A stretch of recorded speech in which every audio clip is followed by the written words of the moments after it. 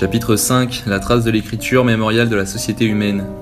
Depuis moins 7000, découverte de la roche brune dans la grotte de Blombos, de moins 7000 au NTIC, nouvelle technique d'information et communication, la trace laissée par l'homme pour communiquer évolue dans la forme et ses usages.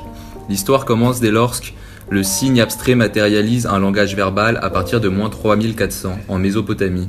En moins 1050, les Phéniciens élaborent l'alphabet qui sera le plus répandu des pays de langue latine. L'écriture va avoir un impact fondamental sur le développement des sociétés humaines.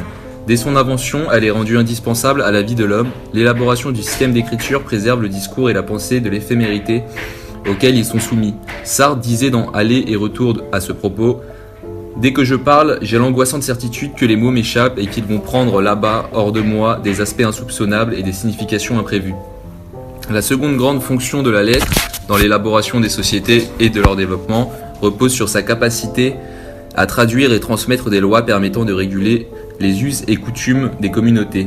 Le texte permet donc de réguler la vie des hommes et par extension de développer la communication entre les hommes. La troisième fonction de l'écriture dans la société, la communication, c'est-à-dire la transmission et donc l'apprentissage. Le développement de l'alphabet va également permettre le développement de systèmes d'écriture qui outrepassent le langage verbal, à savoir le développement des mathématiques et de la musique qui va permettre d'offrir de nouvelles perspectives de vie humaine par la transition d'une discipline purement ludique. Par ailleurs, l'écriture va donc avoir une fonction globale de fonction d'archive. La vie est une évolution de l'homme individuel et collective.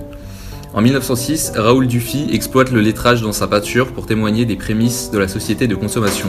En 1523, Geoffroy Tory débute son travail Champfleury, un ouvrage dans lequel il théorise le rapport qu'entretient l'art et la science et dans lequel il développe l'alphabet elzévir qui sera le premier à être reproductible à l'exact grâce à ses tracés géométriques et ses recommandations de construction de lettres.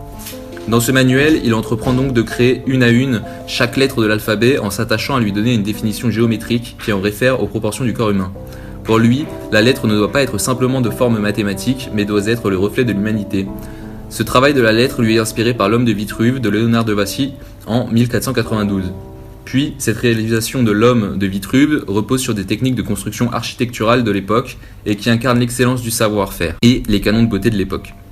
François Ier, ayant passé la commande d'un lettrage élégant qui témoigne de l'excellence culturelle française, cette méthode appliquée à la lettre assurait ainsi à Geoffroy Tory de satisfaire les volontés du roi.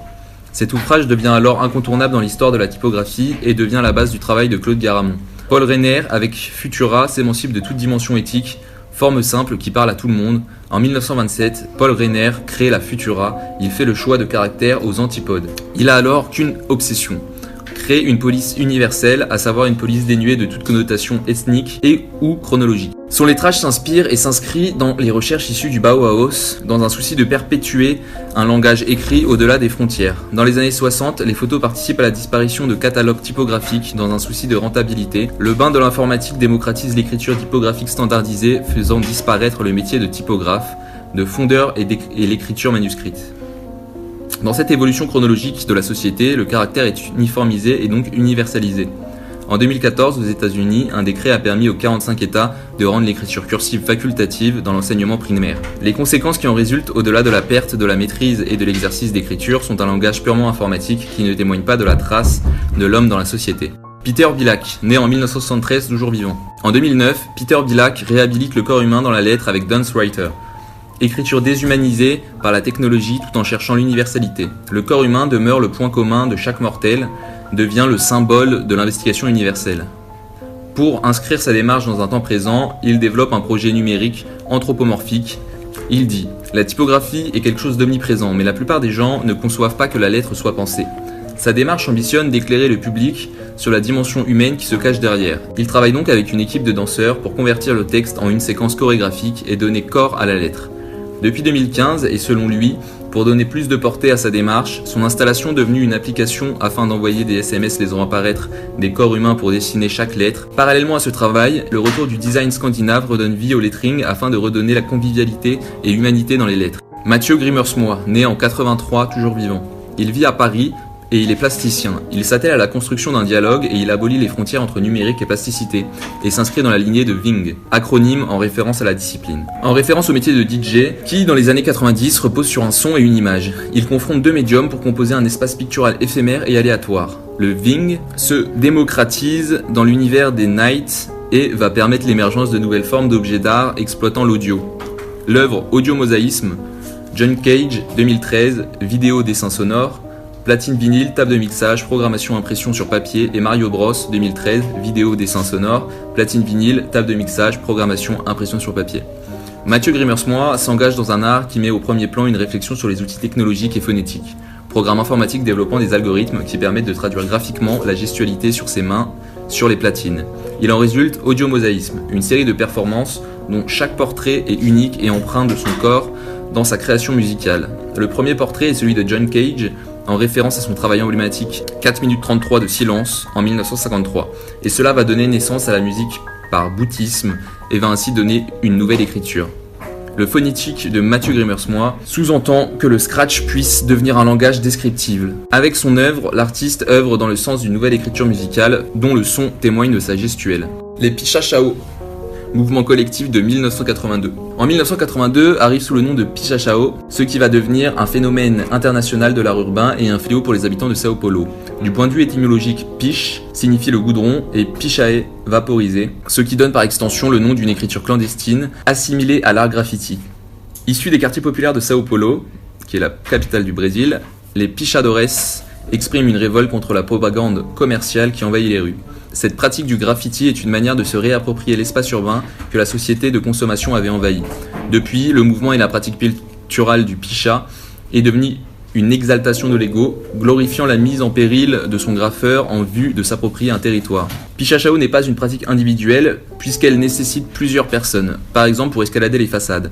Les pichadores qui parviennent à poser leur nom sur une surface jamais atteinte sont proclamés propriétaires du territoire. Si la démarche initiale était considérée comme un acte de protestation, aujourd'hui les plasticiens dénoncent leur pratique comme un acte de vandalisme. Les graffeurs traditionnels issus du street art dénoncent de ne plus avoir d'espace urbain à eux pour exprimer leurs œuvres. Impossible de les compter. 500 groupes s'établissent en gang et ambitionnent uniquement de faire régner leurs lois sur leur territoire. Le langage développé est une retranscription de la structure morphologique des corps permettant d'atteindre les surfaces agrafées. Ils ont donc développé un alphabet considéré comme écrit du gestuel, utilisant des bâtiments de Sao Paulo comme panneaux de signalisation de leur message. Si la résultante de ces graffitis est une dégradation de l'espace urbain, pour les contemplateurs, c'est une merveille unique. L'UNESCO a fait classer au patrimoine artistique urbain le premier quartier Picha. Ce système d'écriture devient alors une véritable trace écrite du corps humain. L'esthétique Pichachao est un véritable modèle d'écriture qui a favorisé la création graphique de l'écriture, street art ou bien graphique. Dans les années 90, les groupes de métal tels que Iron Maiden s'inspirent de ça pour créer leur propre identité visuelle. La scène artistique internationale retient sa genèse et non ce qu'il est devenu. Shigeru Kubota, né en 1937, mort en 2015. Kubota est une artiste japonaise qui évolue en désaccord avec le paradoxe de la société nippone. Membre du mouvement Ongaku, son art vise à dénoncer les standards admis dans l'art féminin japonais. La société japonaise est soumise à de nombreux paradoxes concernant la sexualité. Les geishas incarnent la culture traditionnelle et la culture et l'art de l'amour. Le sexe féminin est parfaitement tabou, voire même interdit. En 2014, Megumi Igarashi est condamné à 10 ans d'emprisonnement pour avoir dénoncé le paradoxe au travers de son art, en moulant son vagin afin d'en faire un canoë, des cupcakes, des déguisements ou encore des magnettes, etc. Le titre de sa condamnation est « Outrage à la pudeur et pornographie ». Dans cette culture, le rapport au sexe féminin n'a pas évolué depuis plusieurs siècles. L'art transgression de Kubota ne trouve pas son public. Lors d'une rencontre avec Yoko Ono, pionnière du Fluxus aux USA, Kubota quitte le Japon et s'installe définitivement à New York. Grâce au soutien des membres de Fluxus dans sa démarche artistique, elle trouve enfin la notoriété à laquelle elle aspirait. Et à l'occasion du Fluxfest en juillet 1965, elle réalise la seule et unique performance de sa carrière artistique qui devient le manifeste contre une société nippone paradoxale. Vagina Painting, créé en juillet 1965, au moyen d'un pinceau inséré dans son vagin et inhibé de peinture, Kubota fait de son corps un outil de création graphique dont les traces qui en résultent au sol sont les témoins de sa corporalité. Auprès de ses déplacements accroupis sur le parchemin étendu au sol, elle donne à voir un graphique qui n'est pas sans rappeler ses origines culturelles et qui dénonce et rend hommage à la fois à l'art calligraphique japonais qui est la seule discipline autorisée par les femmes au Japon. Sa position pendant la performance évoque la mise au monde de son art et les revendications de disposer de son corps et de ses atouts sexuels librement. Elle vise à abolir les préjugés liés à la femme artiste au Japon. Pour déplacer le pinceau sur la toile au moyen de son vagin, l'artiste doit avoir au préalable musclé son périnée. Cela en réfère également à ses origines puisque l'entraînement du lotus rouge est une pratique exercée par les geishas visant à accroître le plaisir sexuel. À partir de 2008, Lilibet Quencha Rasmussen rend hommage à Kubota au travers de 14 performances dont la plus médiatisée évoque le stripping éjaculateur de Pollock en propulsant des œufs remplis de peinture depuis son vagin.